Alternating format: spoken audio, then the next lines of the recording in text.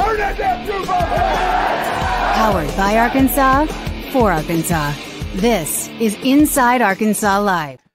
And welcome into Inside Arkansas Live here on this beautiful day here in the great state of Arkansas. I'm your host, John Neighbors, alongside Curtis Wilkerson and Andrew Ellison. Appreciate each and every one of you for making us a part of your afternoon this afternoon, as we have a little game day action happening today on I Remember Whensday, presented by Fayetteville Fly Co. So we'll get into some of our member berries a little bit, but Arkansas and LSU happening tonight. We'll also have a little bit of an SEC update for you. We'll have some over-unders from Bet SARACEN, of course, a question of the day from Alumni Hall, and we'll get to your chats as best as we can, at least the good ones. So if you want to get in on the conversation, hop into the chat. But fellas, a happy hump day. How we feeling on game day against the LSU Tigers tonight at Bud Walton Arena at 8 o'clock? Feeling pretty good. I'm a little antsy, man. I'm a little anxious about it because even though it's a team that you should beat, you've already lost to them once, and it's just there's something about those must wins, man, at this stage of the season when you're on the bubble. But no, I'm feeling good. I slept on some things last night, woke up this morning and decided Arkansas Edge ain't for me. And so I'm going to stick around. Thanks you guys for keeping me. And I've also decided, Andrew in particular, I want to let you know that I am officially adopting Rocco Pepe as my my baseball guy for the season. Wow. Yeah. Well, I mean, great selection. Hard to argue against it. I mean, I think he's going to be that guy. So that's good. That's awesome. That's good to hear. You know, when I was thinking about this basketball game and kind of the vibes going in, because Curtis, I think what'd you say? Antsy? Is that the term you used? A little antsy. Yeah. So, you know, we went into the Bama game being like house money. Very much not house money tonight. Very much you have to go get the money. Like there's a $5 bill on the ground. You just got to go pick it up.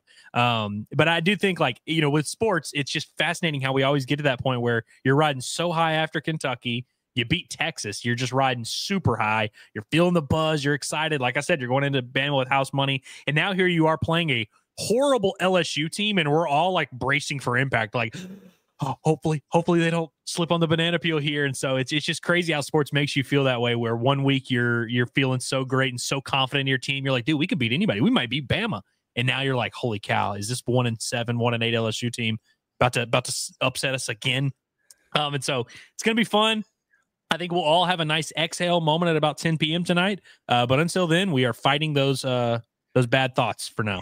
Yeah, it's almost like Razorback fans have seen something like this happen before, and they still aren't believing just yet. You know, it's almost like going into the Texas A&M game this weekend, for instance. They'll probably be like, hey, you know, maybe it'll happen. But then tonight, it's like, no, I don't feel good about this. This is weird. It's just such an interesting emotional roller coaster for so many, being a Razorback fan at so many times. But yeah, that game's happening tonight, and LSU has been mentioned. They only have won one SEC game this year, and it was against you.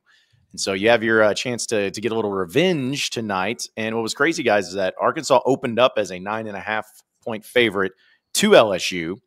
They, according to Bet SARACEN, they jumped to a 10.5-point favorite, and now they're back down to a 9.5-point favorite. So a little bit of back and forth action there happening tonight. But I don't know about y'all. I mean, listen, you're going to take the win no matter how you get it. And that's all that's going to matter in the end. But, man, I just would really like for them to put together a nice 40-minute SEC team domination where they are doing well in the beginning. They get up, and they never let it go. They never give up a big lead. They never ever in doubt, anything like that, because, you know, that hasn't happened yet in SEC play this year. And I feel like if you're going to do something like that, especially at home, this is your chance. This is your chance in front of your fans to go out there and dominate a team that you want revenge against for getting and making up for that loss that you had. I know it's asking a lot, and I'll take the win however it happens, even if it's by 1 point. But, man, I would just really, really like to see some sheer domination by the Razorbacks tonight from beginning to end. It would be really nice to see. Yeah, it would be nice to see. You're not going to see that. That's not the way this works, John. We know this, man. But no, in all seriousness, you're right. Like, take the win however you can get it, because this is the only remaining potential landmine on your schedule. I know South Carolina sucks. It's on the road. It's a quad 2, whatever. This is a quad 3 game because of the way LSU has fallen off. They're outside the top 75 in the net. You just can't have it, because one of the biggest things to Arkansas's favor on their resume right now is they don't have any losses outside the first 2 quadrants. And that matters. Like, if you look at a Kansas State team that's red hot right now, they do have several of those. So they have more work to do against quality competition than Arkansas does. So just getting that win, you know, staying kind of on track in terms of the bubble conversation. There were some winners around you last night. There were also some losers. Looking at you, Texas and in Georgia, Vanderbilt, right? But you could help yourself in the metrics if you take care of business, like you're talking about, John. Arkansas is I think they're a 9-point favorite at KenPom. And usually it's a deal where if you kind of cover or outperform the expectations, that's where you can start getting those bumps in your efficiency. You start jumping some of those things. And a lot of those metrics and analytics that really matter, that the NCAA Tournament Selection Committee looks like, you're knocking on the door of getting inside the top 40 in a lot of them. I think net they're at 41 or 42 right now. Wins above bubble, they're at 44. KenPom, as I look at Arkansas right now, they're at 42. So they're right there. You start getting inside the top 40 in a lot of those to go along with getting those, you know, resume type of wins. You start feeling a lot better about where Arkansas is at, and getting quad 1 wins against really good teams does that. And then beating the hell out of teams that suck also does that. So we'll see what happens tonight. Yeah, you need a win any way you can get it. So, like, really, ultimately, if they win by 3, we'll still exhale all the same. But Arkansas, it could really afford to kick some ass tonight.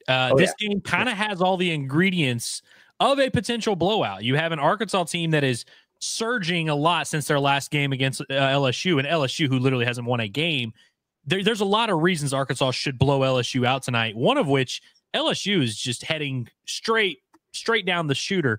Go ahead and put them down. You know, it's time. The dog is the racehorse has put in its time. Go ahead and put it down. Go ahead and end its season real quick. Beat them by 30. And then once you lose by 30 to the only team you have a win in and over SEC play, LSU can go ahead and mail it in. They've got a damn good baseball team. Let LSU fans focus on that. But Arkansas's got some stuff to do down the stretch. And if you come out of this, even beating LSU by 3 or 4, it would still create a little bit of doubt if you're an Arkansas fan, at least for me in particular, because what have we said after all these games here lately? If the version of this Arkansas team that showed up tonight, if they show up next game, they're going to be in good shape. If the version of Arkansas that showed up against Bama, if they show up the rest of the season, they can beat Mississippi State. They can beat Vanderbilt. They can beat Texas again. They can beat all these teams. But if Arkansas beats LSU by 3 tonight, it's going to be really hard for us to say that. Really, what we're going to say is, whew, thank God they didn't go back down to sucking. So we avoided disaster. Now, never let that happen again. I think it would just do a lot for this fan base, for the team itself, getting a nice blowout win, especially because you haven't really had a marquee win at home and you can't get one tonight. So if it's a blowout, it might restore some of that positive vibration. I would just like to have it to where my own psyche, you win by such a margin and look so good doing it tonight that I predict you're going to beat Texas A&M down there in College Station. Like, I want to have that type of confidence having going into a top 10 type of team with A&M and getting that done. Even if it doesn't happen, I want to feel it. And I think Razorback fans still feel good, at least better than what they did when it comes to their NCAA tournament chances and whatnot. But there's still that little thing in the back of their mind of like, okay, but, you know, we still got a lot of work to do. Still got to win these games. Still got to beat the teams you're supposed to beat and do it pretty easily. That's going to be the key ingredient to tonight. And, you know, being an 8 p.m. game, and you know, I'll be curious to see what the crowd looks like. But I'm always curious what the crowd looks like. But I feel like with how many people are going to be out there, you know, it should be hopefully a good atmosphere. Hopefully it is. I know the weather's kind of weird. I don't even know what to make of the weather right now out here in Fayetteville. It's like the worst type of weather where it's so cold and rainy, but it's not cold enough to snow technically, but it does get a little bit. It's just terrible. So maybe that'll keep people away. There's the built-in excuse for it. But still, I think Arkansas will go in. Maybe they'll be pissed off that they are embarrassed that they lost to LSU earlier in the year and they just exact their revenge and beat the crap out of them. That's what I'm kind of hoping. Kind of like what Arkansas did a few years ago when they lost to LSU on the road with that Anthony Black team and then came back and took care of business in Bud Walton. That's what I'm hoping for. That's a great comparison for what needs to happen here. You mentioned the weather, man. It was like 35 degrees and just raining so hard. Last night it was like 5 o'clock in the morning. My dog had to go out, man. I got a wiener dog. And so I took him out and he's poking around. He's like, man, I'm really not trying to go all the way out in this yard. And so I didn't get the umbrella out, but I got the snow shovel and I held the snow shovel above him so he could go out and do his business. I felt like it was pretty awesome. I was proud of that, man. LSU is weird. Okay. So before I even get into that, Arkansas just needs to win at home. Andrew, you mentioned it, but it's like, they don't have a marquee win at home. They don't have many wins at all at home in SEC play. It's nuts. Like like accidentally beat Georgia when they were trying to figure things out. My goodness, they got to start getting that right, and they need to smack somebody up, restore a little bit of order in Bud Walton Arena, right? Like what the heck is really going on here? LSU, strange team. Like we know they already beat Arkansas, and yes, they haven't won in like a calendar month since that game. But if you go look at their schedule, they're kind of a Jekyll and Hyde type of team. The only thing consistent about them is they lose, but it's about how they lose. They lost by double digits at Texas A&M, but then they went to Alabama and they played them a full 40-minute game. Like it was a competitive game. They wind up losing by 7. Auburn took care of business, handled them pretty well. And then Texas goes into LSU and beats them by 30. And that's a bad Texas team that went in there and smacked them like that. They get blown out on the road at Georgia. And then they wind up being in a position to beat Ole Miss the other day over the weekend. And they let an 11-point lead slip in like the final 2 minutes, and they got beat on a tip in there. So some of these games, it's like if you get them down, they just kind of tuck their tails, they're done, and you can just run away from them. And other games, they're just kind of like balling with some of the better teams in the conference. So it's a Jekyll and Hyde type of group, and hopefully you get the right version of that so Arkansas can smack them up a little bit tonight. Is LSU just the homeless man's version of Kentucky, where they really struggle against mid teams, but good teams they can get up and play for? It's like a very weird thing. Again, very much worse than Kentucky, the homeless man's version of it. But that is interesting. The Texas and Georgia blowouts are just ones that my brain cannot compute, where I'm like, if you're getting blown out by those two teams, who I feel like at this point have both been clearly identified as mediocre at best. And hell, you could probably say that about Arkansas, but again, it just leads my brain to think, why would Arkansas not be able to really run with this game? And look, obviously you have to look past the fact that Arkansas lost to them, but we talked about it yesterday. All the ingredients that led to that are just ingredients that do not matter anymore. DJ Wagner had 0 assists. Jonas Adu was a bright spot for Arkansas. He played 30 minutes. These are things that just are not going. I think Carter Knox played 11 minutes. Like, these are just things that are not going to happen tomorrow, win or lose for Arkansas. But you got to win at home. And if Arkansas doesn't play well in this game, it definitely at that point becomes a situation where you have to talk about it, where we're like, all right, this is a road warrior team, like you said yesterday. It's just it would be a thing for sure, because the Bama game you can easily look past of, like, top 3 team. You made a nice run there at the end, but if you stink against LSU at home in this spot, it's really hard to put your mind around it. Well, I'll tell you what, like, we're going to get to your chats, because I know a lot of you are going to have some thoughts about tonight's LSU game, and we are going to have a little Remember Whensday action presented by Fayetteville Fly Company, because there's a lot of memories that come up when you think of Arkansas and LSU basketball. But in the words of Andrew that I hear it so often, guys, I have news, because we have these things for sale right now. Everybody wanted a little Inside Arkansas merch. And as you can see, Calipari probably has said that, would you wear this Inside Arkansas gear? Would you wear this gear? I know I would. So he said that probably. But anyway, we have it on officially sale. So if you're watching on YouTube, the link is below, as well as go to InsideArkansas.com and click shop.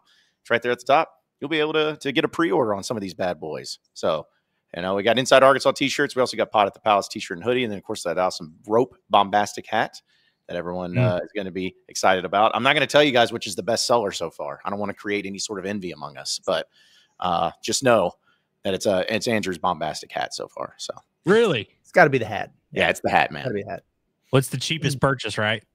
Actually, it's not the cheapest purchase. So yeah, I mean, it's people love them some rope hats right now, man. People love it, but it's just another way for everybody. We get so much support from all of you, which we appreciate so much. And whether it's with the super chats or people helping us out with tickets, paying for our meals sometimes when we've gone out. I mean, you guys are awesome. We've always appreciated it. So we wanted to do something that not only continues to help support us and show support, but also give you something in return, where you can rock some of the coolest and most awesome apparel known to man that everybody wants to wear. So yeah, if you want to check it out again, pre-order it, you can go to our website, InsideArkansas.com, click on shop, or you can just click the link below on YouTube and get it done there. But we appreciate everybody's support there.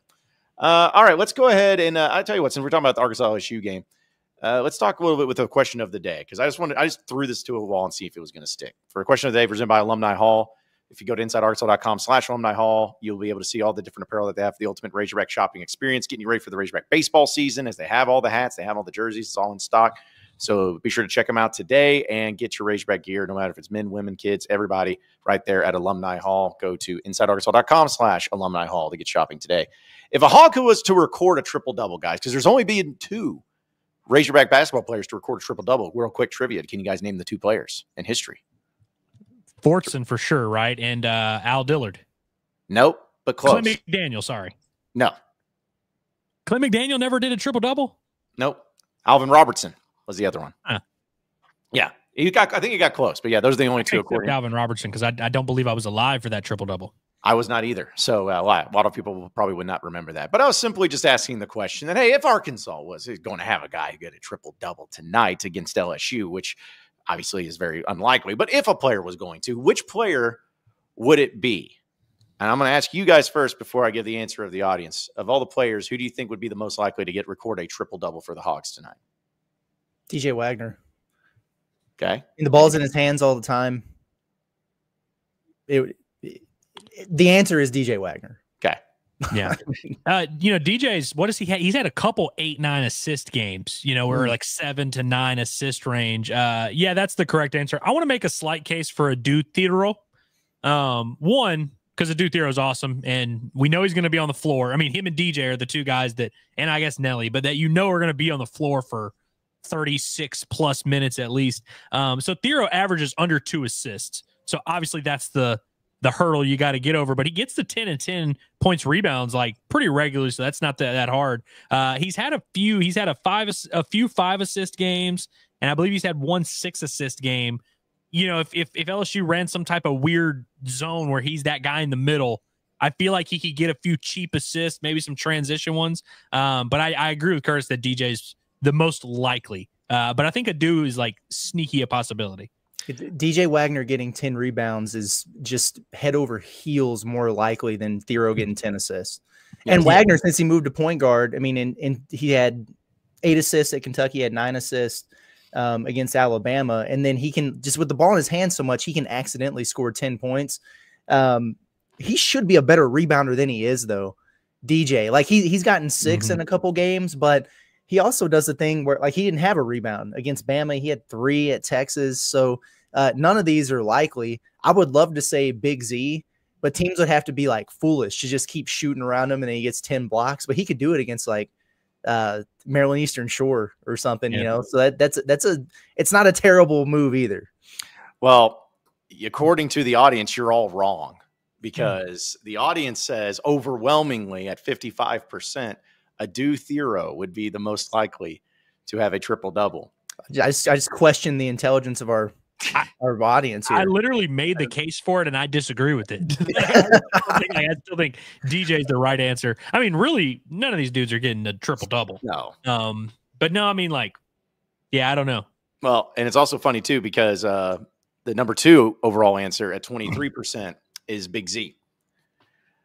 And then number 3 is DJ Wagner. So I think people haven't really sat down and thought about what all a triple-double entails. For those that don't know at home, it entails 10 points, rebounds, assist, or, some other stat or whatever. I see a lot of people saying Nelly 10 turnovers.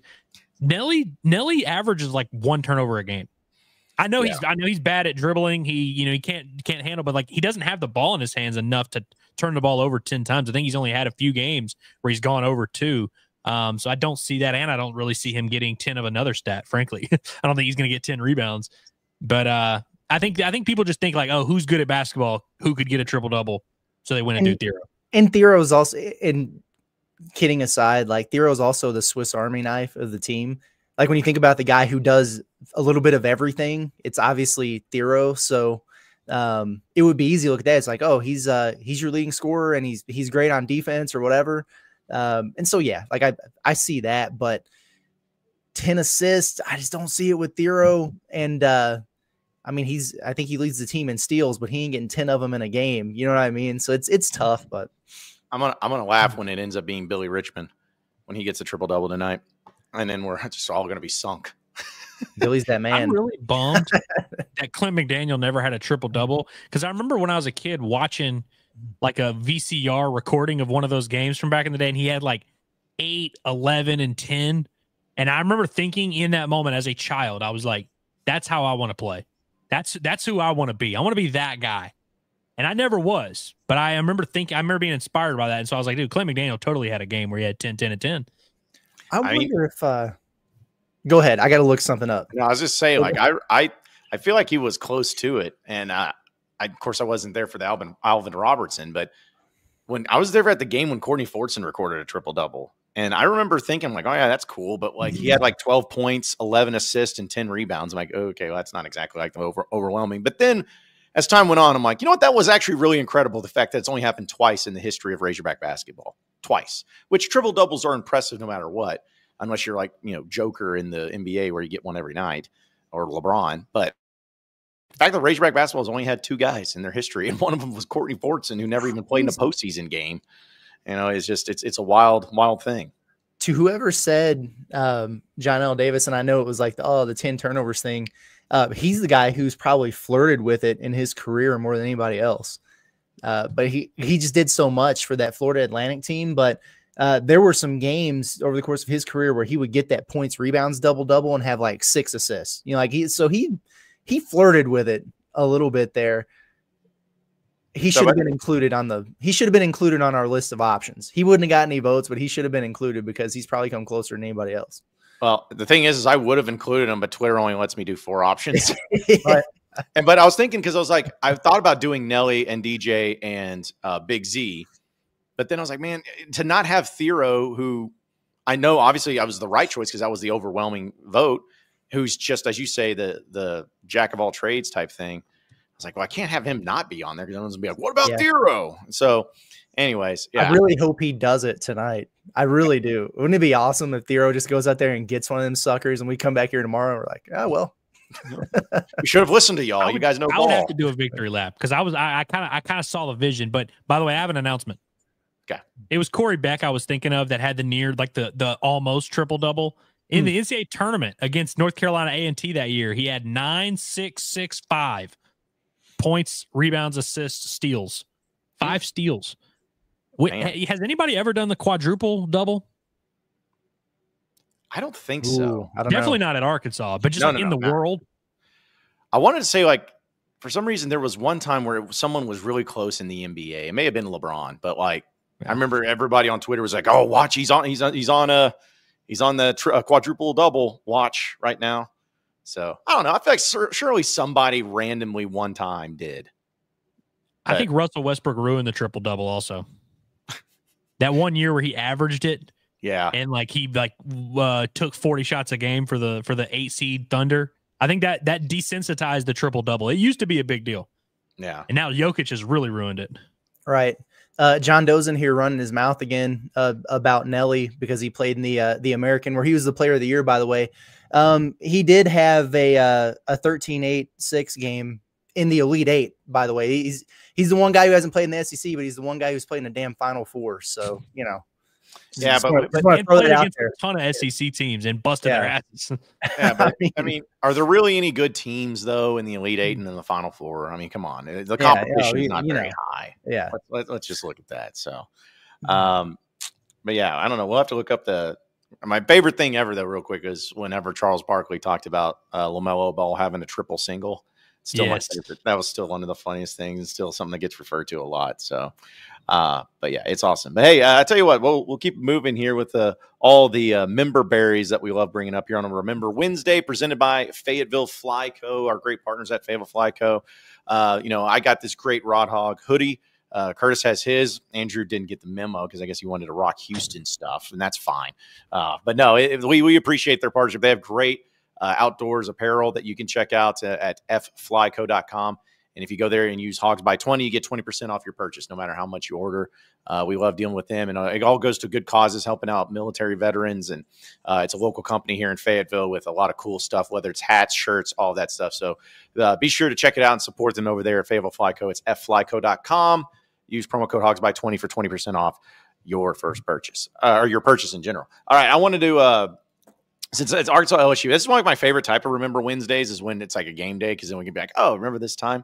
But I was thinking about with Arkansas and LSU, and we referenced this a few times, but I want to bring it back to the forefront. Remember when Arkansas beat LSU 3 times in a single season and got Will Wade fired? that's still like one of my favorite things that happened a few years ago, where Arkansas beat them at LSU when I believe it was Keith Smart was the coach. And then they beat them at home in what was a crazy ending to a game. And then they busted them up in the tournament, and Will Wade was fired the next day. Or one of the last things that man said as an employee of LSU was like, hey, when a team beats you 3 times in a row in a season, they're just better than you. And he was saying that about Arkansas, and then he was fired like an hour later. Beautiful stuff. Well, I remember thinking it was weird that he said it, because the tournament game was the only one that was really that definitive. The one that in Bud Walton like a week before, I thought Arkansas was lucky as hell to get out of there with the win. And then, of course, the Keith Smart game, that was like Arkansas in a must-win game, and LSU was a little overrated at that point. And even that was like a low-scoring like slugfest that really anyone could have won. But I do also have to point out that there were other factors that led to Will Wade getting fired. Him having the audacity to pay a young man money to play for him. That's shameful stuff there, man. That is shameful. That stuff makes me sick. You can't, that's just, there's no place for it in the game, these days. There's just no place for it. What was it? Well, I think it was just so funny looking back on that. The feds were involved, like the FBI was involved, and the wiretapping, and seeing him saying, quote, strong ass offer. And I was just like, looking back on that, what a crazy thing when college basketball is having the FBI and the people that are trying to take down Al Capone, over here, just like getting Will Wade for trying to get basketball players bought and paid for. It's just great stuff. Curtis, would you have worn a wire if the FBI had come to you to try and get your Lindenwood head coach? Yeah, sure. Yeah. Yeah, be like, what's in it for me? Man? What's the price tag on this wire? I'll wear it. Yeah. Oh, man. How about you guys remember when Dusty Hannes talked trash to Ben Simmons on the free throw line? That was another really great moment that, I don't know. There's just something whenever you see some trash talking happen on the court. But when you're doing it to a guy where that LSU team was so god awful, but they had Ben Simmons. And I'm trying to remember the name of the coach who was there. Was it Johnny something? Johnny Jones? Johnny Jones, yeah. Like, I got Ben Simmons, but man, their team was awful. I think they won like 2 or 3 SEC games that year. But seeing that on the court and seeing Dusty kind of talk trash to a guy who's going to be the #1 overall pick was good stuff too. So I think Dusty Hannes may have broken Ben Simmons. That's why he never reached that next level in his career and kind of became a frustrating guy. We were talking about triple singles earlier. Ben Simmons is very close to a satanic stat line, averaging 6 points, 7 assists, and 5 rebounds. He's flirting with some danger there. Is he a Clipper now? Single. Ben Simmons? And Ben Simmons a Clipper now? He is a Clipper now as of a few days ago, although he hasn't. Yeah. I don't think he's played yet. Man, I've between that and then everyone giving him crap for shooting so many threes when he could not make threes, but he just continued to shoot it. Was always really hysterical to me. So, we got that. So they also have I was trying to remember of all the other LSU and Arkansas games that were pretty epic. I could go on and on about these. A lot of them nobody would care about or remember, but I remember when Arkansas lost to LSU down in Baton Rouge in Stan Heath's first or second year, and Michael Jones hit a 3 to win the game at the buzzer, but they said it was a 2, and it was before review. And the really high-quality cameras that we had there with Jefferson Pilot or Lincoln Financial, whatever it was, clearly showed it was a 3, but that was before reviews. And so they just gave him a 2, and Arkansas lost in overtime. I'll never forgive that. And I also remember when Eric Ferguson I don't think he got ejected, but I think he got a massive technical because he told John Brady, the former LSU coach, to go F himself, and did it twice. So that was good times. But I don't know. That's the thing about Arkansas and LSU is it's not like both teams have been really good all the time over the past 10, 15, 20 years. They've always I just have these things that get popped up where I always remember I remember that random moment that didn't matter in the grand scheme of things, but there was a lot of them. Remember when Will Wade would be running around on the sideline looking like Grimace, and then Eric Musselman met him at half court and put his hand on the cookie pouch. I've been looking for that picture for like the last 5 minutes while we've been talking about it. I can't find it anywhere, but I know you guys know what I'm talking about. I know exactly what you're talking about. Hand on belly. He was face to face with his belly button. It was crazy. Yep. Oh man. Did that, and because I remember everyone would always say that Will Wade looked like, the suits looked like the people that work at Enterprise Rent-A-Car, just like looking like one of those manager trainees. And then, man, that dude would sweat So he'd take off that coat or whatever, and it would just be drenched. Like you could see through it. It was bad look, man. He would always take off the coat too. Yeah. And like his belly would be peeking through the little white shirt underneath. And it's like, dude, just keep it covered up, man. It'll be all right. Yeah. In an alternate world that's not that far fetched, he'd be the head hog right now. Yeah, I know. Yeah. I know. And he was balling this year, right? Yeah, they're good. Yeah. He'll be at a high major probably next year. Dude's a good coach. And I know I think our guy Dre said he had the most punchable face. That was a thing I think why people hated him, because truly he did. Like he had the worst like sideline mannerisms and stuff where it's not like, oh, he was rude or being, unsportsmanlike or anything, but he just looked at him like, dude, what is like, look at your face. What's your problem? He would just always have this whiny, puny little look that just pissed people off for whatever reason. I don't know how he did it, but he would always stand like the entire game with his the palms of his hands in his armpits. Like yes. Yeah. He had like it was like a comfortable thing for him. I don't know how he did it, but yeah, he looked like he was like a chicken or something, like with his wings out. Like it was weirdly strange. Like he was an oddly shaped guy with oddly shaped like posture. It was very odd. And the thing that's wild about the whole Will Wade deal is because like there were so many reasons why people disliked him and the wiretap and everything like that, but he's a hell of a recruiter and he's a really good coach too. Like X's and O's, the dude is sharp. Like I hope he doesn't wind up when Indiana hires Chris Beard. I hope Will Wade doesn't go to Ole Miss is what I'm saying. Like keep that dude out of the SEC, man. He's good. My big fear is that he goes back to LSU, which I think just makes a little bit too much sense. And I don't know. I really hope that doesn't happen because I think he's a perfect culture fit at LSU is what he is. Yeah, I don't want that either because he did have some good teams. He did have some solid squads. I think the best team they had there were like a 3 seed in the NCAA tournament or something. And I think that was the year but he was suspended for a period of time. Will Wade, that was. I think I may be misremembering, but who's the player on LSU basketball that if you just think of LSU basketball, the number one guy you think of? Darius Days. Nas Reed. So we both went with stretch bigs. I was about to say Cam Thomas, but they had a couple other big men. Jordan Mickey, y'all remember him? Yep. He was good. LSU basketball low key might be big man U. I mean, it was literally Shaq, maybe the best of ever. But they also had Big Baby Davis for a while there. Like they always have a really good college center. Jordan Mickey, Jarrell Martin. They've had a few. LSU legend Xavier Pinson. Yes. Yes. I think of Justice Hill. So I think. I was gonna say Tyrus Thomas. He's one I always thought about. Dude was amazing and dunking. Yeah, like just a freak athlete. So, but yeah, Big Baby Davis was always one of those because I mean, he lost weight as time went on. He was like 350 pounds when he first got to LSU, and I remember watching him in Bud Walton. I'm like, my goodness, my man, like how do you move up and down the court? But he found a way. I'm trying to remember who was the guard that was there for like Javonte Smart. Like he was there for 10 years, man. Mm-hmm. Yeah. Yep. Also, Clayton on Twitter just says Will Wade reminded me of a Teletubby, and that really made me laugh. That's tough. I hadn't heard that before, but yeah, that was something. But yeah, LSU, yeah, they had a Final Four with John Brady. I remember they went it was Florida and LSU in the Final Four one year, and LSU is just one of those schools where I'm not saying like they've been disastrous, but man, they should be good at basketball. They should be good at every sport, and they pretty much are. I mean, women's basketball they're great at, baseball they're great at, football they're great at. Gymnastics are great at. Like men's basketball is one of those ones where I haven't understood why they haven't been more consistently great at over the past 20 years. They get the right guy in there, they'll get that thing rolling again. Mm-hmm. Do you guys think McMahon gets fired this year?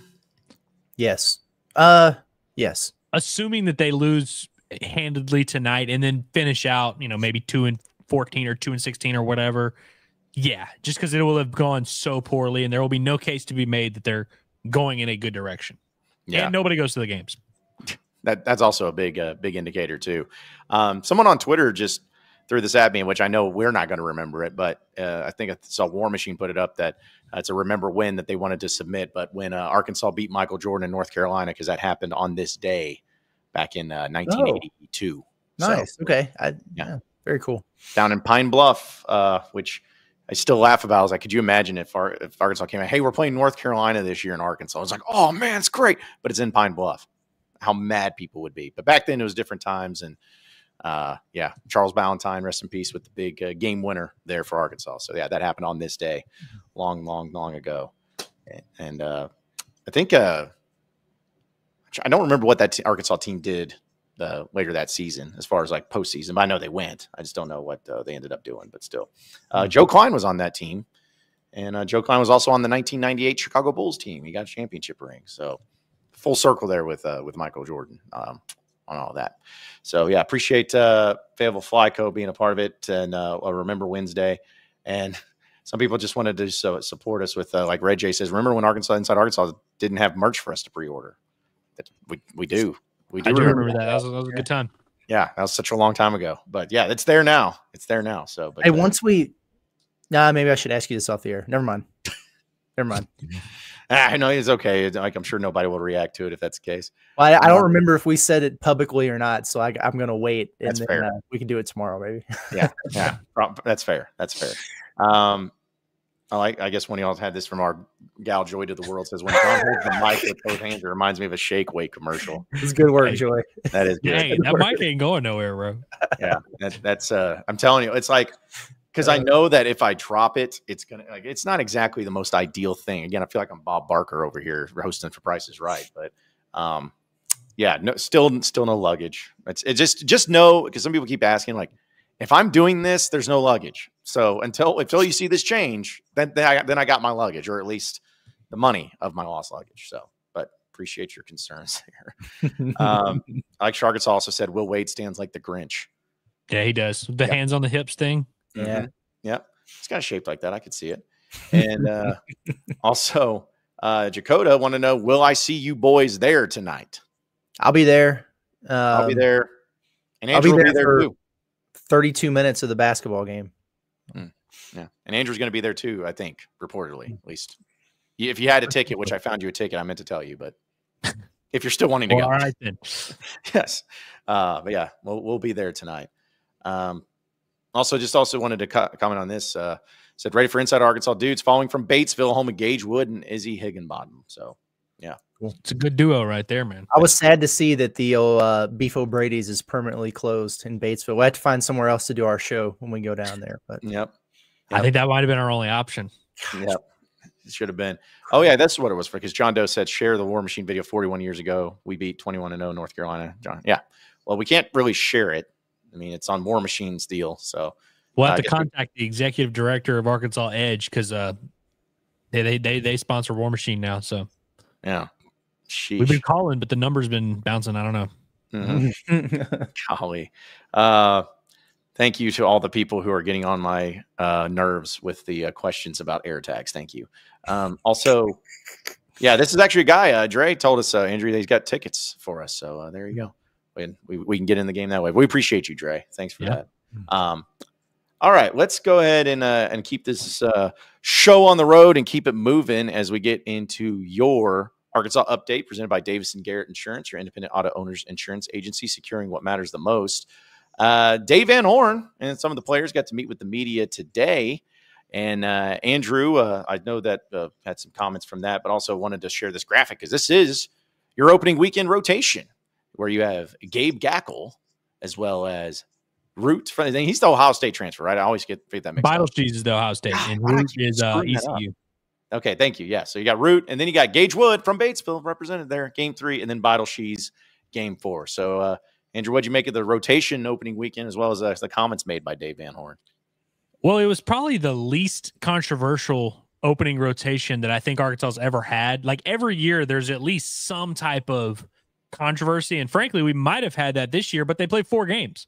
And kind of that's been the case all offseason, is you've got 4 guys competing for 3 spots. I ultimately, as of today, as of February 12th at 12:41, I would expect next week Vital Shees to be that number 3 starter, and then they'll use Gage in some type of high leverage bullpen closing situation. But we'll see how it goes this weekend. It's also going to be interesting to see how the order shakes out. Obviously, you see it listed there, but those are not going to be like the games are not going to be played as scheduled. I think that's all but a guarantee. So could wind up having like 2 games on Friday, 2 games on Monday, 2 games on Friday, 1 on Sunday, 1 on Monday. I don't know.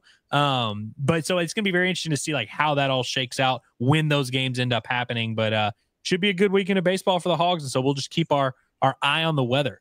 Yeah. Hey, I learned something about Washington State baseball. Can I share it? Go ahead. Yeah. Andrew, you've probably already said it, but I'm going to do it anyway because I found this out and I thought it was interesting. They have 2 arms who have thrown a baseball in a Division I game.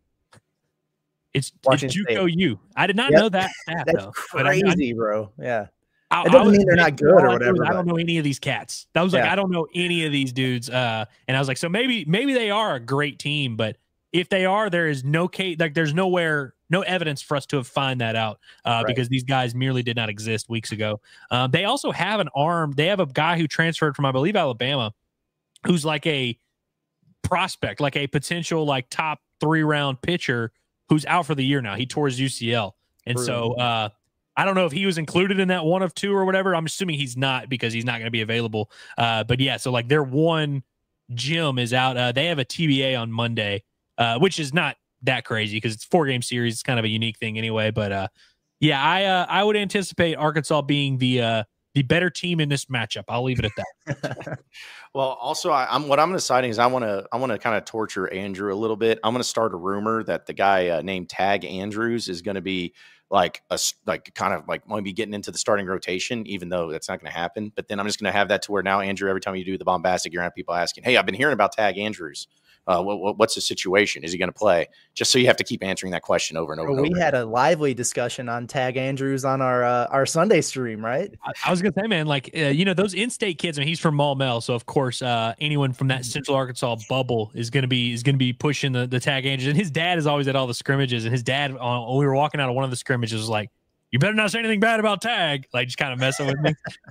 But no, I mean, they're good people. And Tag is definitely going to be a guy that'll work, John, because I think a lot of people are excited about anytime you have an in-state Hog. Of course, you're going to be excited. And so good for Tag. He's going to pitch this year.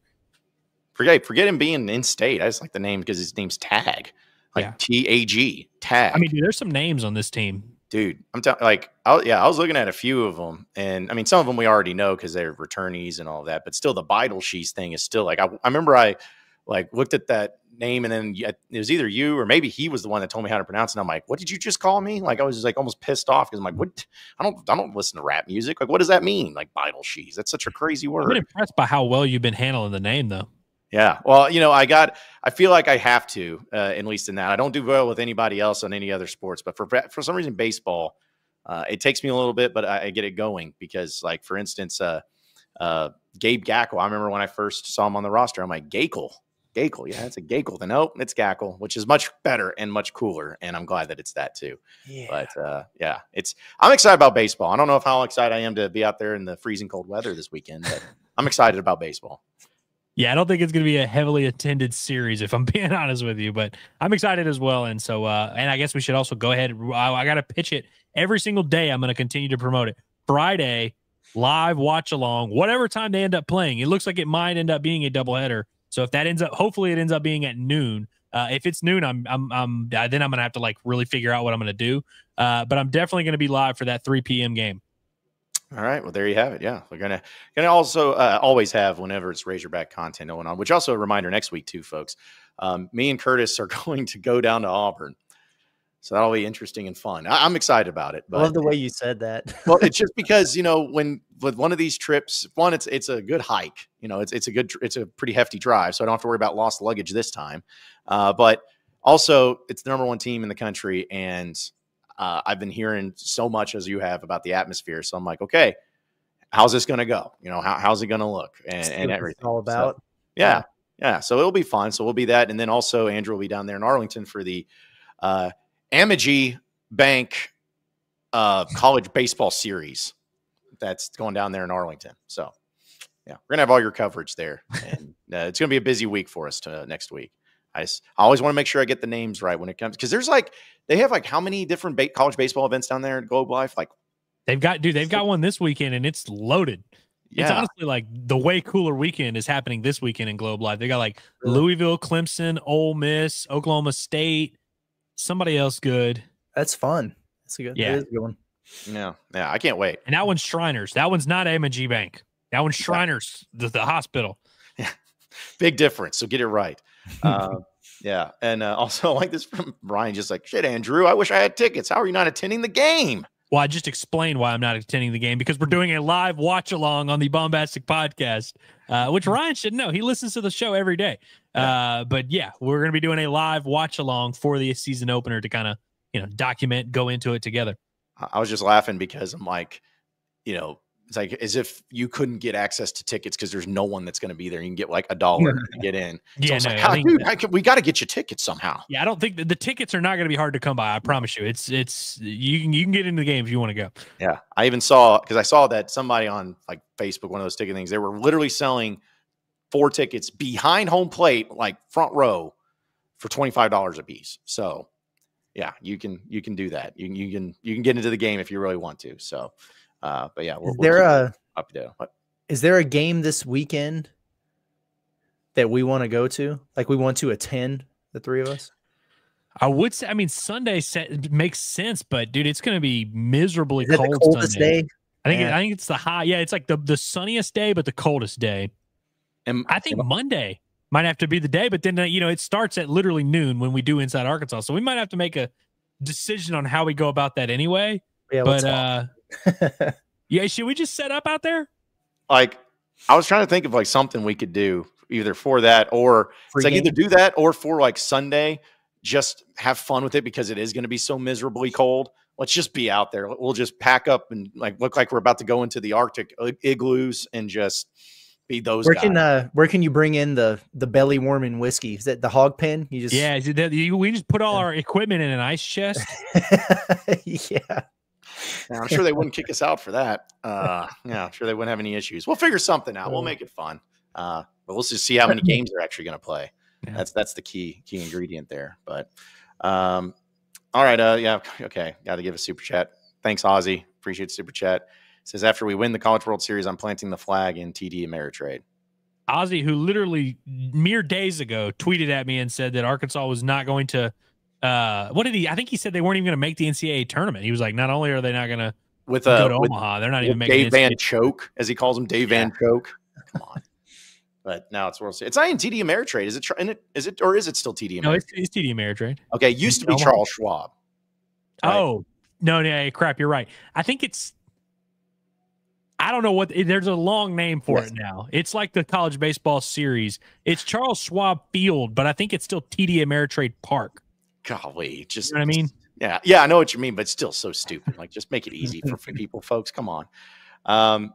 Let's see. Heartbroken Hawk says, when I call into Crane & Co. Friday, I'm going to try to remember to tell them to have y'all on before the Auburn game. They're big fans, and I know John knows Jake already. Oh, I didn't know that they had call in, but yeah, sure. Are they Auburn guys?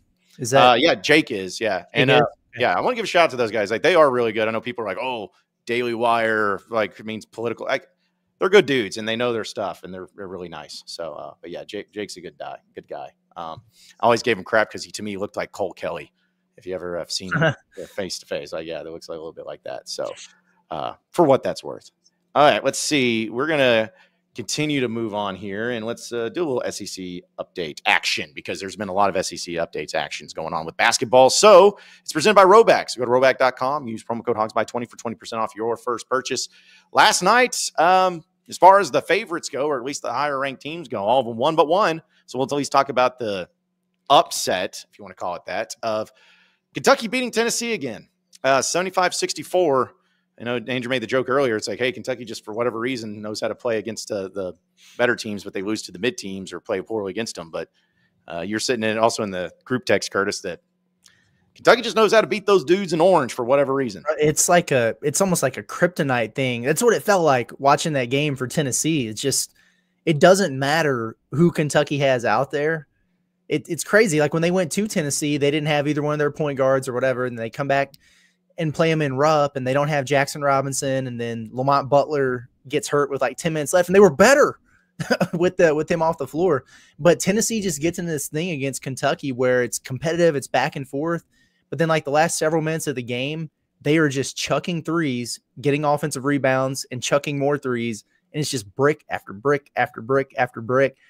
I think if they played 10 times, Kentucky would beat them. There's just something there with the matchups and the style that's wild, because any other time I've watched Tennessee like play anybody else, I'm like, man, these dudes look like a Final Four caliber team.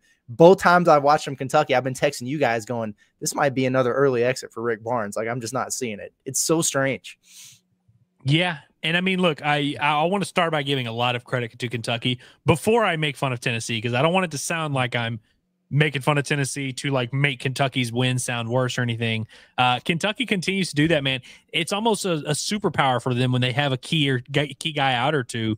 They seem to just kind of band together. Again, I wonder if Kentucky fans are going to do the thing where they're like, are we better? Is Jackson Robinson the reason we were losing? Yeah, like, you know, anything stupid like that. But I agree, like Tennessee, Jay, they're just shaky. I don't know what it is, and maybe Ziegler really might be the issue there. Continuing with the theme, like I don't know what it is, but every time I watch Tennessee, outside of the Arkansas game when they played great and Arkansas played their worst game of the season, every time I watch Tennessee, I'm like, man, is this the worst team they've had here lately? With Tennessee, I almost wonder if they're like a pretty easy scout. Like they're really, really good defensively, and they have really good and talented players, but they're just very specific in what they bring to like they're not that versatile of a group, if that makes sense. Like Ziegler, you know what he is. He's a pesky defender and a great assist guy at point guard. Chaz Lanier, shooter, the end. Jemai Mashak, defender, can't shoot, can't score. What's his name? Igor Milicic or whoever. It's like, yo, your traditional stretch big, and then Akpara, who can't do anything outside of a foot away from the rim. It's just, I think, very specific strengths and weaknesses, not a lot of versatility there. So I think it's a fairly easy team to game plan for. It doesn't mean they can't kick your ass, because they're very talented and they're so stingy on defense. But I wonder if there's something to that. Yeah. Well, it's crazy. They were favored, by the way, after Kentucky beat them in Knoxville. They were favored by 2.5. Yeah. Mm-hmm. Yeah. I love this comment by one of our residential Kentucky fans. Like, why can't we just admit that Kentucky is good and make Tennessee look bad? Why can't we just admit it? Because I watched Kentucky against Arkansas, and I watched them against Ole Miss, and I watched them at Vanderbilt, and yeah, you know, like their top end is definitely really, really good, but they do this thing where they're pretty inconsistent too. So they're going to be the clear can beat anybody or lose to anybody once they get into March. It's kind of the team that they have this year. Hey, don't make us tell Cal to go get that belt. That's right. He'll get that belt right back out on your candy ass. So chill out. That's right. Relax. They'll do it in Nashville at the SEC tournament and send all y'all home, because I know that's your second home. That would be really funny. I kind of hope that happens. But some other SEC action last night. Florida goes on the road to Starkville, beats Mississippi State 81-68. And it just, I know it's normal, but it's just crazy. Like, I see Mississippi State's 5-6 in SEC play, you know, but they're a top 25 team and have been. It just shows how tough the conference is. But Florida takes care of business on the road. Alabama goes and beats the crap out of Texas, 103-80 over there in Texas. And this is going to sound so stupid, but I'm going to say it anyways because I'm used to saying stupid stuff.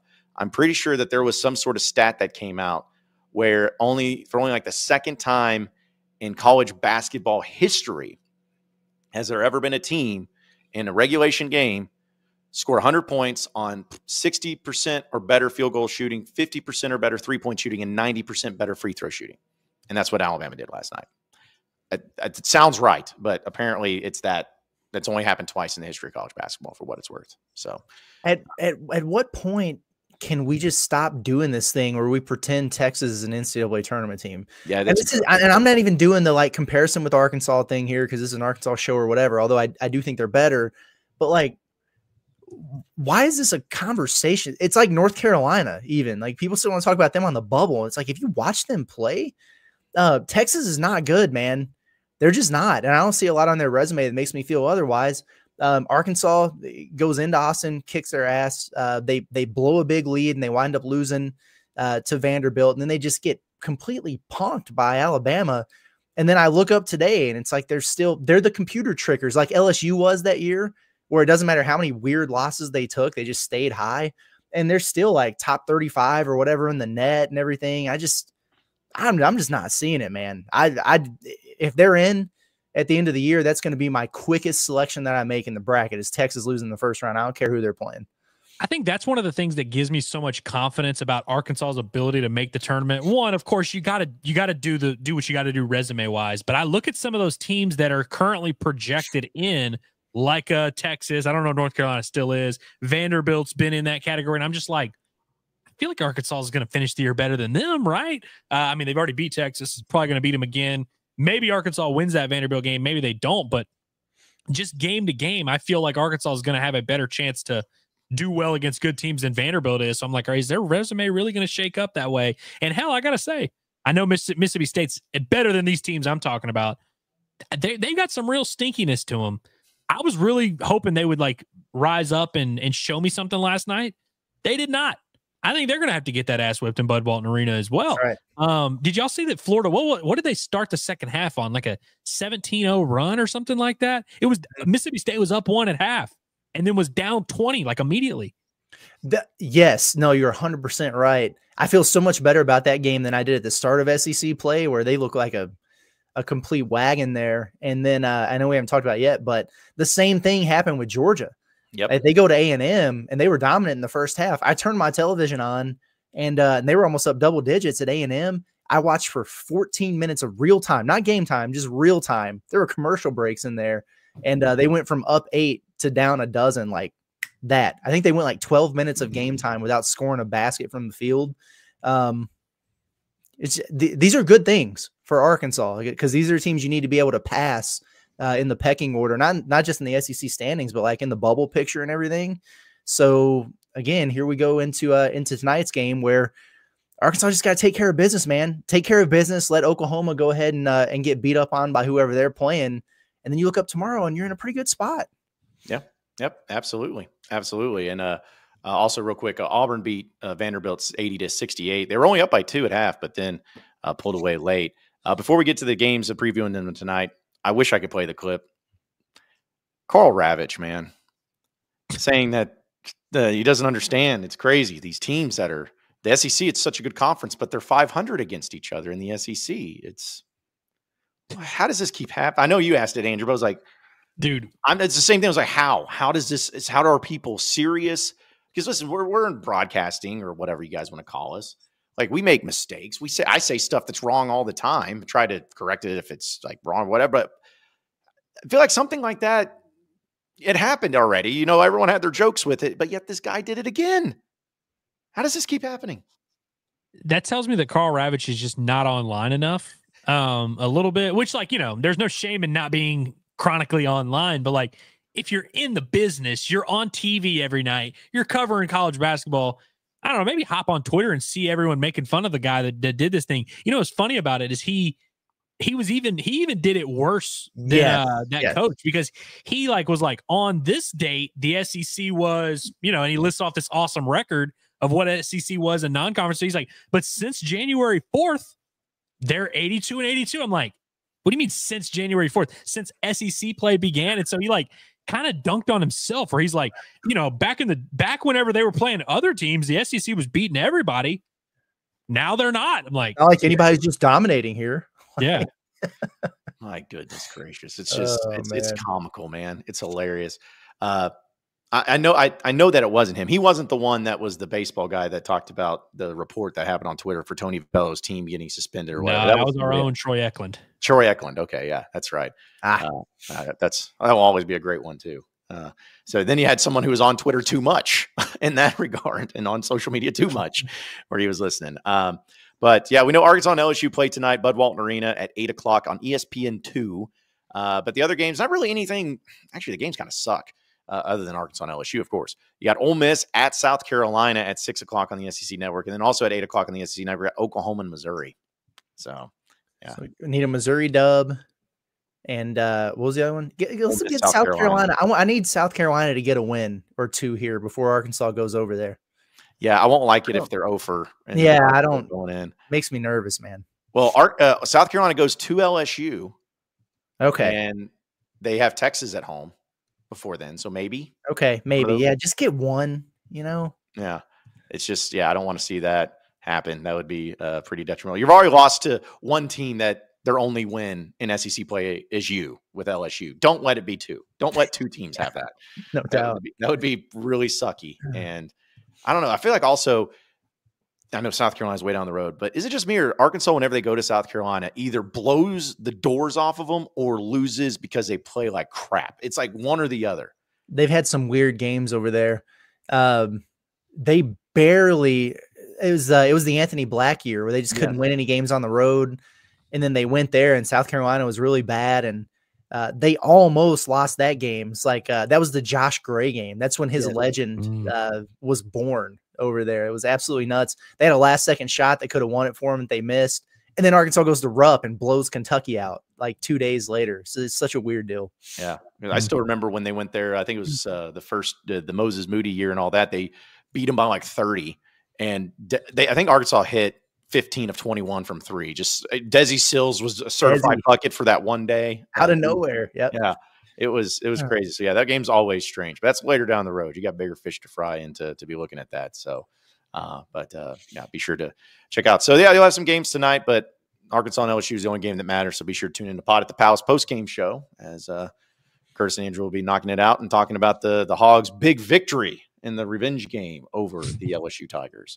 So, in fact, let's go ahead and do this real quick. And since we're talking about Arkansas and LSU, go to Bet Saracen, folks, in the Bet Saracen app, as well as BetSaracen.com if you want to start getting some sports betting and winning some money with the best sports app here in the state of Arkansas. It's Bet Saracen. They got all the specials, all the great stuff there, too.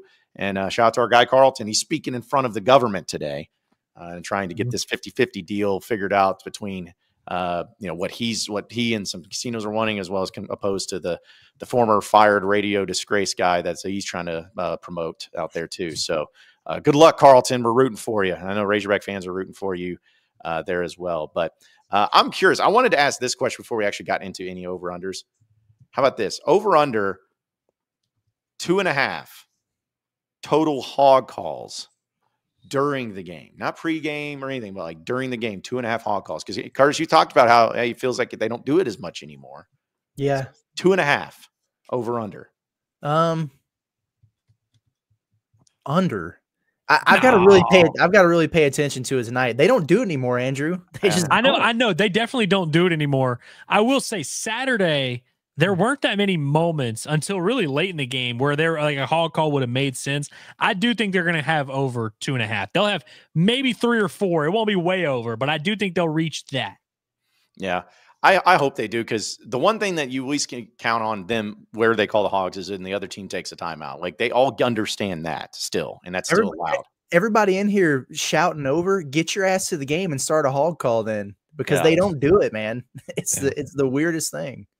Yeah. It's strange and it's frustrating. And fun fact, just really random, real quick story. There was a guy when I was a student at the University of Arkansas who got hired as the marketing guy. You guys know the School of Stetson. He was brought in from that. His name was Mike Waddell.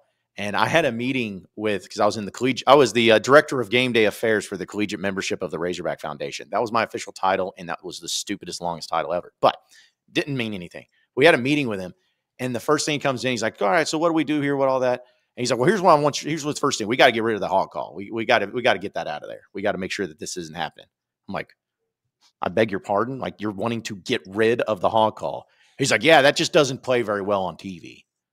It's like, who is this guy? What needless to say, only lasted a year, but doesn't play very well on TV. And I was like, what does that mean? It's the hog call. Like, it's like, tell me you haven't watched an Arkansas game if you've never watched an Arkansas game. All right, so just a few things here with Saracen, guys. How about this? Arkansas first scorer. I won't tell you the odds yet, but who do you think scores first points for Arkansas? Adu Thero. Okay. DJ Wagner. Okay. Adu Thero's plus 250. DJ Wagner's plus 450. Big Z is plus 275. John L. Davis is plus 350, and Carter Knox is plus 400. And if it's another player, plus 1,400. If you want to go with that. So if you're cheering for the under 16 timeout. Yeah. Exactly. Who hits the first 3 for Arkansas? DJ Wagner. So you think just right out the gate, he's just knocking down a 3 and that's it? Yeah. I'm going to go Carter Knox for the first 3. I like the Carter Knox pick. Okay. DJ Wagner plus 350. Carter Knox plus 500. Really? You got Big Z at plus 200. John L. Davis at plus 240. Yeah. Adu Thero at plus 650. But if you think they don't hit one until the next player comes in, like a Trevin Brazil or somebody, plus 3,000 if you think another player gets the I like that bet better than I like the first point one. I do too. And I'm not saying I almost got it, but the last time I bet on that for the other, they didn't hit a 3, but Trevin Brazil was the first one to take a 3, and he was part of the other. He didn't make it. But I'm like, man, I'm going to go with the other, because if Trevin Brazil comes in and knocks one down, he's good to take at least one a game. I mean, hopefully he makes it. But man, that'd be a nice little cash out there if that's the case. All right, so how about this? The first points for Arkansas, how is it scored? A 2-point field goal, a 3-point field goal, or a free throw? I hope it's a free throw. I know, me too. But it's gonna happen one day. It's gonna happen one day. Now, I'm going all in here on the DJ Wagner 3-pointer thing. Okay. Like one of those possessions where you just don't get a look, and then somebody goes under a screen, he pulls up with 4 seconds left in the shot clock. That's where I'm at with it. Okay. If that's the case, you got plus 550 for that. There we go. The free throw is plus 1,500. And as always, it's gonna cash one day, man. Yeah. But if you think LSU scores first, they also have good odds there too. In fact, their odds are greater than Arkansas's to score the first point in the basket there. So how about this? There's these season specials going on, which again, I like this from SARACEN. From the rest of the way, Arkansas to record a 10-game winning streak. It's not happening. But that's for baseball? Yes, baseball. Sorry, did I say basketball? I meant baseball. Sorry. Shoot, I think they might start off 10-0. Yeah. Minus 300 for that. Good God. Are you serious? Yes. Yeah, I was kind of interested. Yeah, I'm not laying, $300 on them trying to win 10 in a row. Good God. Wow. Yeah. I saw that. I was like, I beg your pardon? Like 10? I mean, I see them doing it too, but that's a lot. How about if you think they're going to win 15 in a row, plus 165? Even that's tough, bro. Like you can't even get 2-1 on a 15-game win streak. Good God. Yeah. All right. Now, how do you feel? Happen immediately too? Yeah. How do you feel about Arkansas winning the SEC regular season? I don't hate it. It was at plus 750. 750. I mean, they've done it the last couple years. I don't hate it. The schedule's tough. I think they're going to end up finishing third. I just think this year is not the year to win the regular season title. Plus, we don't want that anymore. Yeah. I mean, I'll put, honestly, that is fine. I like the one with making the World Series better at plus 1,200. Like just making it, not winning it? Yeah, just making it. Oh, sorry. No, my bad. Winning it. I was like, wait a minute. Winning it. I thought it said make, so now I don't like it as much. But for winning, hell, even that is because I've seen some sites that have Arkansas 8-1, 9-1. That's 12-1. Like that's actually not that crazy. Yeah. Mm-hmm. I asked him about this, and I'm still not completely sure on it. But Arkansas to make perfect regular season with no loss recorded at plus 15,000, and I'm like, that should be plus 18 million. Like I want to know about that. Imagine hitting that bet and only getting a few $100 out of it. Yeah, yeah, I could understand if it was to win every SEC series, maybe. Yeah, that'd be plus 15,000. But to win and not lose a single game, which has never happened in the history of baseball. Yeah. To do only plus, that should be again plus 18 million. Something. Although I will say, one of my bold predictions yesterday on the Bold Predictions podcast was that Arkansas will be the final Division I baseball team undefeated.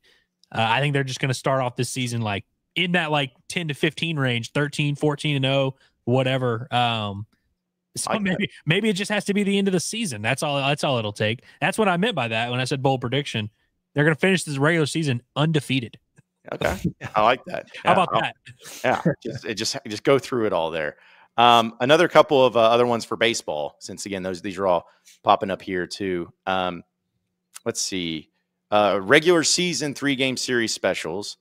So you can actually bet on if Arkansas is going to win a 3-game series against Texas, for instance. That's at minus 165, which I thought was fascinating. That's the best odds they have for an SEC series that at least is listed here. Because to win the series against A&M is plus 115. To win the 3-game series against Florida is plus 135. To win the 3-game series against Tennessee is 135. Series against LSU is 165. And those are the only SEC ones that they've like mentioned so far, as far as just winning them, not sweeping them, just winning them. So, but they have those. They also have like ones. I think it's just kind of fun to do it. But Arkansas to win all 3 games away series during the regular season, for instance, of the SEC. That's only plus 250. Which where those road series? So there's not that many good ones. Yeah, they go to Ole Miss, to Mississippi State, I think. Actually, to LSU. Yeah, I guess I can just like look it up. That's tough because LSU, I mean, I think that series is one that they had, or I don't know, maybe they don't have it anymore, but it was like plus 160 or something like that just for them to win that series. So to win the other ones on top of it. Yeah, they go at Florida, at Georgia, at Vanderbilt, at Ole Miss. They ain't winning all those. I'm just saying, like that's just a tough one. I'd love for them to. But here's the thing, that's plus 250 to win all 5 or to win all 3 game home series during the regular season at home for SEC, plus 500. So if that's double the odds to win that the game one, I don't hate actually. I don't know hate the teams are better. South Carolina, Missouri, A&M, Texas, and Tennessee. I like that better than the road one for sure. And then if you said Arkansas to win each game in 3 game series against Georgia, Vanderbilt, and Ole Miss, as far as sweeping all 3 teams, that's plus 750. And then Arkansas to win each game in the 3 game series against Tennessee and Florida. Just Tennessee and Florida. If you think they sweep both teams, plus 1,300. So that might be my favorite one. Florida's going to be really good. I think Florida's going to be better than Tennessee, actually. I think Tennessee low-key mailed it in this offseason. I think they're going to be good, but I don't think like Tony V went out there and really attacked and got the roster of like full-on like dudes that he normally has. I think they kind of mailed it in. Yeah, I think Patello's cooked. He got his championship, and he's just going to mail it in until he takes over at Arkansas, and then he'll be rejuvenated, and he'll come back. He needs a new challenge. He needs a new challenge. Yeah. Offer it to him. That's right. A couple more here for baseball. First pitch, a ball or strike. Nice. Minus 165 for a strike, plus 125 for a ball. Dude, go ahead and bet a ball. Screw it. Why not? Gabe, throw us a bone. Yeah. Maybe it's so cold, a little moisturizer, it slips from him, Cali kid throwing in the cold. Amped up for the opener. Yeah, come on. Yeah. Just assume this season's starting off down in the count. Let's go. So here's one for you guys, and this is in the first game. How do you feel like Arkansas gets their first hit? Single, double, triple, home run, or they don't get a single hit at all? Jeez. That'd be crazy. Did you get no hit day one? The leadoff homer would be electric, but leadoff homer would be electric. That's plus 900. Also, Rocco Pepe is the guy that like is the fan favorite, and I've been saying that for a while. He's your guy. He's just going to be the guy that everyone loves. Davalon is sneaky. That same ilk, Canadian. He talks trash, and he's super Canadian. His mom sounds like she's straight out of France. Like I'm talking about really Canadian. And he's just got a very fun. He's very expressive. Like so, he's fun to watch play. I think if he had a leadoff home run, it would be electric. Like people would immediately fall in love with him. Well, for a single, it's minus 225. For a double, it's plus 135. Home runs plus 900. A triple is plus 2,000, and no hit is plus 5,000. So, dude, bet that home run. Nate Thompson got this thing ready to roll. It's got to be bombs away. Yep, might as well. But yeah, those are just one of the many specials over there at Bet Saracen, folks. So be sure to download the app, check them out. BetSaracen.com. Get to winning that way too, and we always appreciate their partnership and what they do with us here at Inside Arkansas. So, Andrew, I know you texted that you wanted to pull up some of these NBA drafts, mock drafts that are going on. So I'm sure some Arkansas players are represented. Arkansas is well represented. So this is Jonathan Giovanni at ESPN, and there's actually a bunch of, it's like basically all of ESPN's guys come together for this. Not that this is the end all be all, but I think it's a good indicator of kind of where things stand. So for the Arkansas side, you got Thero projected to go number 25 overall to the Magic, would be a reuniting with Anthony Black. Boogie Flan set to go 37 to the Kings. Maybe a little bit further of a drop for Boogie than I expected, but still comfortably getting drafted here. And Big Z at number 56 to the Knicks. Ooh.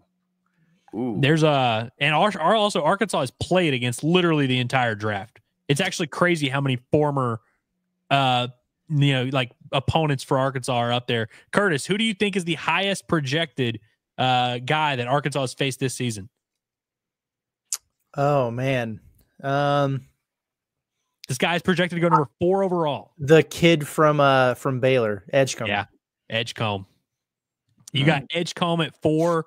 The Jacusionis guy from Illinois projected to go 5. If I would have thought about Illinois, I'd have said him actually. But okay, yeah. They've got 2 top 20 with Jacusionis and Will Riley's going 20. Jeremiah Fears projected to go 9. Trey Johnson 11.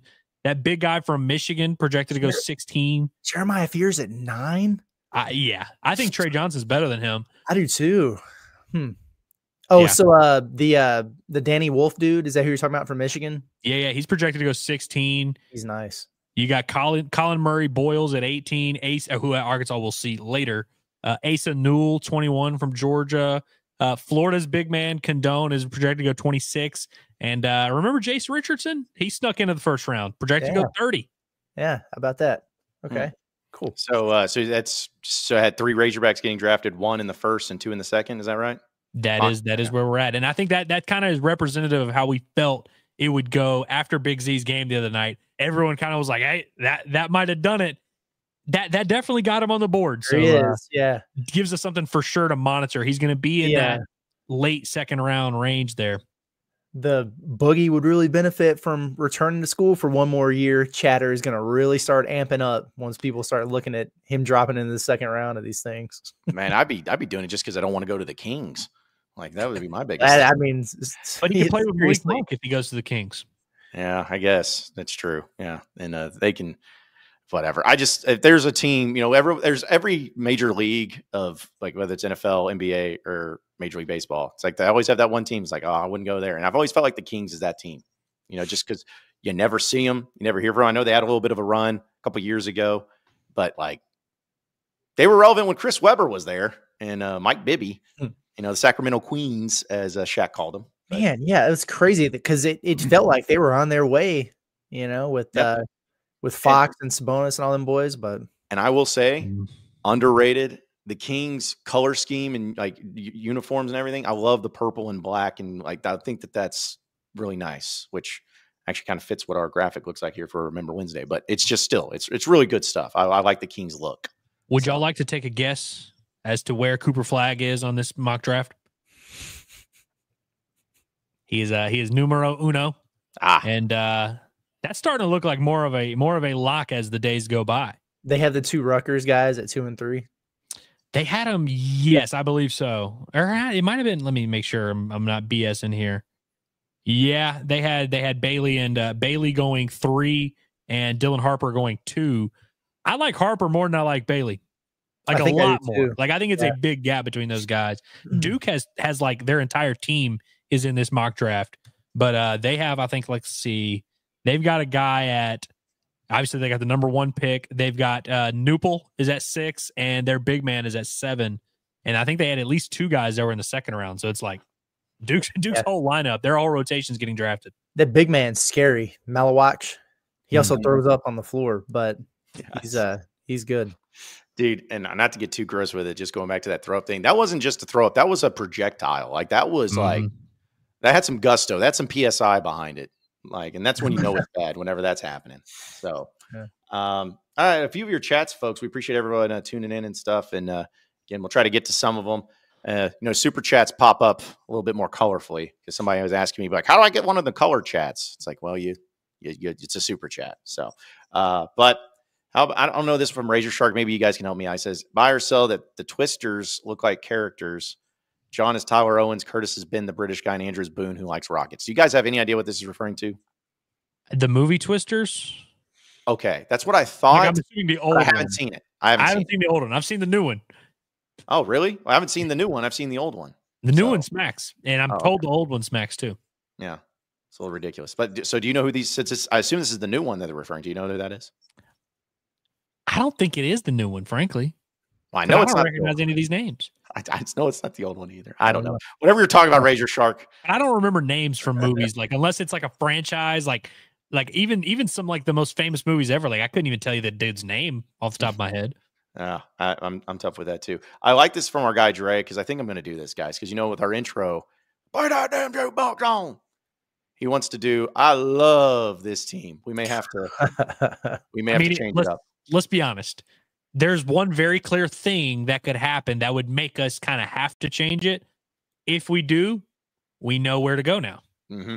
I love this. That's still, man, that's just great stuff. Also, Dre was asking about Kane Archer to Arkansas. So this happened here, I guess, about a couple hours ago, right before we started the show. On3 was reporting Faze Hossett, 4-star quarterback Kane Archer is down to 7 schools. Golly. And it's like he has SMU, UCF, Louisville, App State, Missouri, Arkansas, and Ole Miss. He's a kid from Greenwood. He's one of the top 10 quarterbacks of the 26th class. My buddy Brendan replied to it with pretty much how I feel about something like this, where he just says, let me know when he gets down to 6. That's when we can really tell where he's going, which is kind of like, exactly, who knows? But I'm going to be honest, guys. I don't think he's a hog. Just being honest. Nah. Hate to say it. If he's a hog, I think it seems like it would come as a surprise to like everybody who covers recruiting whatsoever. Yeah, doesn't seem like that's going to be the. Hey, but you made the top 7, which is always nice. That is nice. That is really nice. Let's see. Also, where was it at? Oh, this comes from Thrash Patties. I mainly wanted to read it just because I like the name Thrash Patties. But he says, remember when Stephen Hill hit the buzzer beater against Tennessee in 08? He deadpan said that the play was obviously drawn up for him in the interview. One of my favorite hog moments. Whoop it.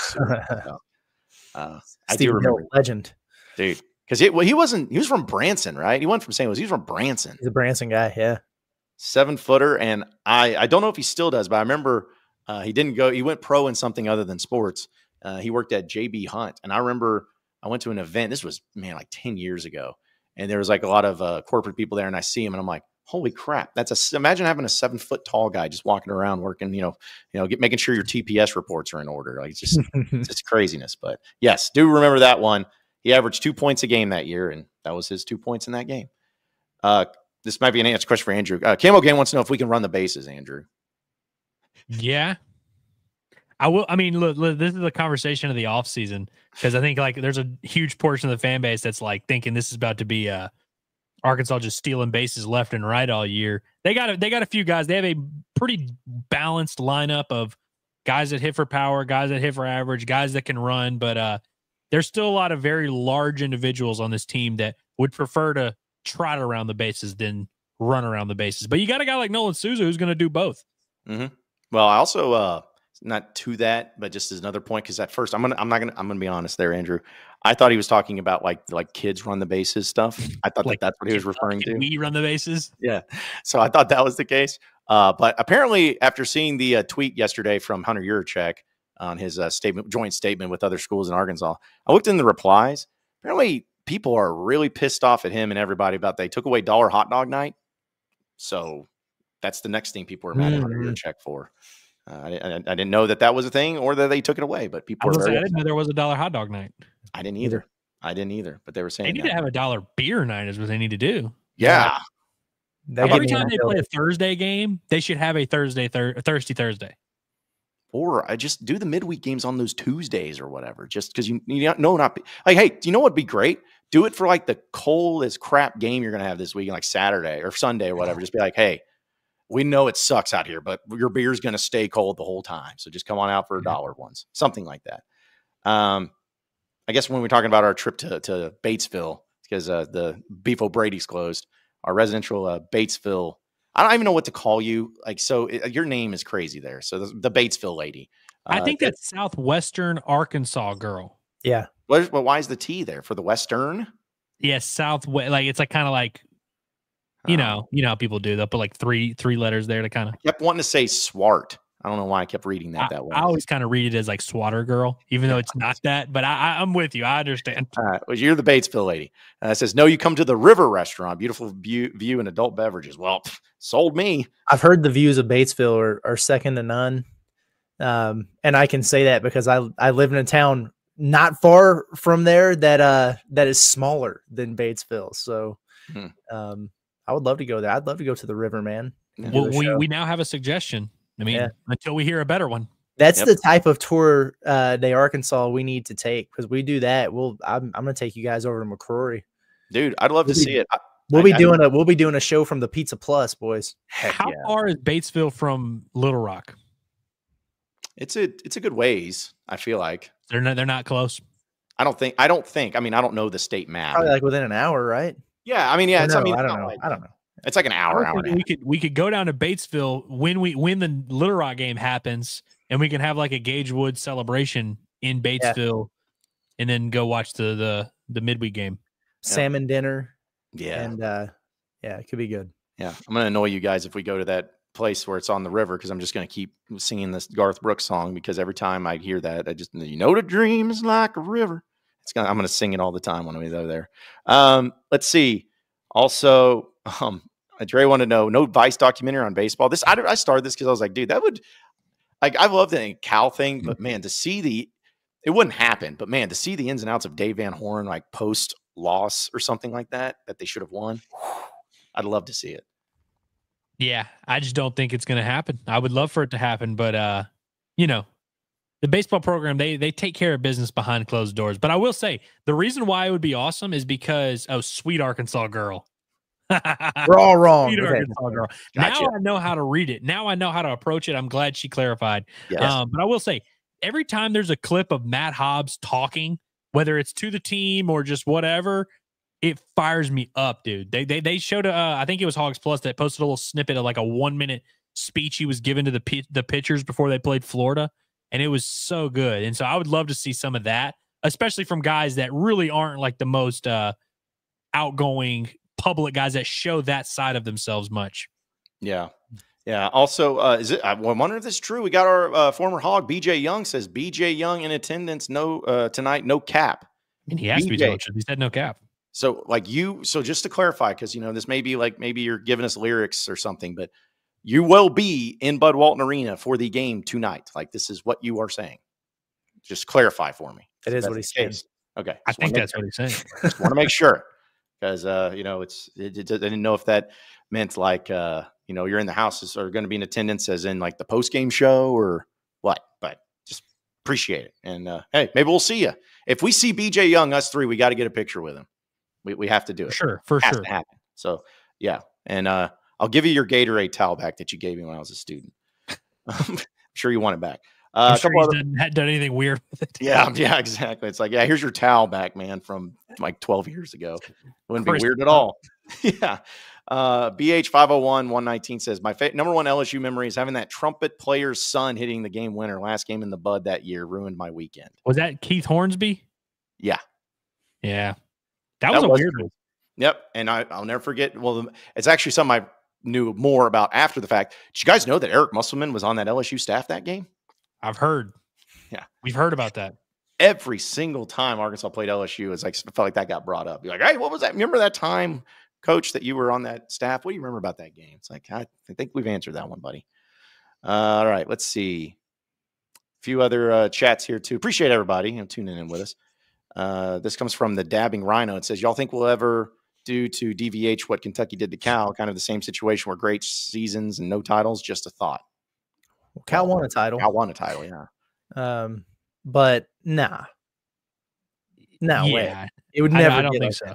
I mean, there's people get frustrated at the end of every year when they don't win the thing, but I'd be really shocked if it got nasty. If it did happen, I'm telling you right now, if that's something happened where Dave left to go to another SEC school or something, I'm not kidding. Insurrection January 6th stuff on the athletic department. Like, put Hunter Yurachek, run him out on a rail.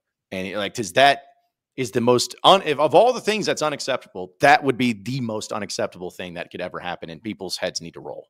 Yeah, that would be shameful. And I agree. DVH's tenure at Arkansas should end whenever DVH wants his tenure at Arkansas to end. And I think it will. I definitely don't think you're going to see him coaching at another school. The closest thing you can get to this scenario would be in like 5 years if they were like trying to like force him into retirement, which I also don't think they would be doing. And honestly, dude, if Arkansas does win one title, which is what Cal had at Kentucky, if Arkansas wins one title, they should let Dave have a bunch of stinker seasons at the end of his career. Like, yeah. I think if Arkansas wins the title this year, let's say in 2028, Arkansas goes 500 and misses the tournament, you don't get to say shit. The next year, they stink again, you still don't get to say shit. Then maybe at that point, you can start nudging them and being like, okay, Dave, come on. I think you're done. But I think you gotta let him do whatever he wants to do. Like, I'm being honest with you, especially if he wins a title. Yeah, like he's earned that, and that's the way it should be. I agree. There's no way that he should ever have to leave or be forced to leave. But and also, I know that you haven't made the World Series and won it and all that stuff, but like this is the prime of Dave Van Horn's coaching tenure. Like he's had 5 straight seasons where they've won 18 plus SEC games. Like just come on, it's not like he's lost his touch. Andrew, do your thing, Andrew. They have officially announced it will be a doubleheader on Friday beginning at noon. And then game 2 will be 30 to 45 minutes after the conclusion of game 1. So frankly, honestly, we need to have a discussion about what we're going to do in terms of that. I mean, I definitely want to do like a stream for the 3:00 game. I'm down to do a just straight up 6-hour baseball watch along, but I don't know if like how that would interact with how that would affect Inside Arkansas Live. Well, I guess it would have to be maybe something to where we could discuss it, but maybe something where we intertwine the two. I don't know. We'll figure it out. So I can definitely call in with updates. Yeah, we can jump in and jump into the stream and do it that way. So okay, well, good to know. So yeah, there you have it, folks. Doubleheader action, noon, first pitch on Friday. So for the Razorbacks, and a few other chats here real quick. Camel Hawk says, I know the chance of Boogie coming back are next to 0, but if he did, how would that backcourt work out? It wouldn't, and that's why it's not going to happen. Yeah, there you go. It's short and sweet. You know what I mean? Like it's just they couldn't get Boogie, DJ, and Nelly to coexist effectively in the backcourt. There's no way in hell they'd be able to do it with Acuff and Thomas coming in here. It just wouldn't happen. No. It'd be crazy. It'd be fun, but it would also be very frustrating and wonky and stagnant for like the first 12 games of the season. And it's just, don't put that in your head. No. Well, appreciate the super chat from Dabbing Rhino. He says, just to clear, I do not want to lose Dave Van Horn. So, well, I don't think you're going to, unless something weird happens. Yeah. Yeah. Unless things really go tits up, but I don't think that's going to happen. And finally, for our guy JP, he just says, I wonder if all the other inside pods around the SEC get as much love as Inside Arkansas. In my opinion, you are the best doing it. Maybe I'm biased, but you guys are awesome. Woo pig. It's okay to be biased. You can be biased and right at the same time. You know what I'm saying? But appreciate that. And I started that because we do appreciate it and all the support. And I know, John, we were talking about it before we got started here, but noticed right before we got rolling that the folks in St. Louis they're doing their version of Inside Arkansas now, because I lived there for a long time, and it always sucked, man, because like the radio hosts, they weren't getting the listenership, and people were getting fired and going to different stations. It was in constant flux. You had to pay to read articles online from the newspaper. It just wasn't really heading in a good direction. They started this thing now. They launched it today called STL Sports Hub, and it's like it's a pretty powerhouse lineup of like folks who used to be big radio personalities or journalists or people on the beat. But it's the same thing we're doing, man. Like they're going to have daily podcasts and live streams and all that kind of stuff. And it's covering the Cardinals and the Blues, like the pro teams there in St. Louis. But I guess they're also doing like St. Louis Billikens basketball and Mizzou and everything. But the point is, it spreads. That's right. That's right. That's all that. And that's awesome. And that really is. Yeah. It's going to make it look so funny. In like 10 years, when we look back and everyone is doing this, or that, or whatever, however, some version of live stream daily content, we're going to look back and be like, you remember when people thought we were stupid for doing it? Like they thought it was like this crazy novel concept. The University of Arkansas is like, what the hell is a podcast? What? What is that? Like it's going to look funny in hindsight, because I definitely think everything is clearly going that direction. Yep. Yeah. And I was even laughing because when Curtis told me about that too, I was like, I wonder if they get credentialed for Cardinal games. Yeah. Gee, they will. And then we'll be like, yeah, they will. But it's just that traditional media stuff. We'll start covering those. Yeah. So I guess so. We're ending the show on this comment. Sam says, literally watching underneath my desk at work right now probably looks like I'm whacking it to my boss. Oh, wow. Okay. So at first I was thinking like Sam was hiding under his desk doing this, but he must have like the phone under the desk. That's crazy. This may or may not be my cousin, by the way. I do have a cousin named Sam Temple who every now and then will tap in on our stuff. This really very seriously might be my cousin Sam. I'm pretty sure it is. Like that. In which case, Sam, respect. You know, who cares what your boss thinks? Yeah, jeez, man. That's what happens in Spider-Man. Whenever he gets caught, he's on the computer during homecoming, and they're like, "What are you doing in here?" And he's like, "I'm watching porn." Yeah. Oh, Stand man. up and crank that hog. Jesus. Oh man, had to end on that one. All right. Any final thoughts, guys, before we roll out of here for the day? Basketball game tonight. That's going to be an important one. And then obviously Andrew and I will be hopping on for the Pod at the Palace post game after that. Those have been lively and fun, and this should be no exception. Late night again, but people have been good about staying up and rocking with us. So make sure you tap in for that. Yeah. I look forward to being in there for Bud Walton. I don't think Arkansas has lost a home game that I've attended this year. How Good many to games know. have you attended? Yeah. 2.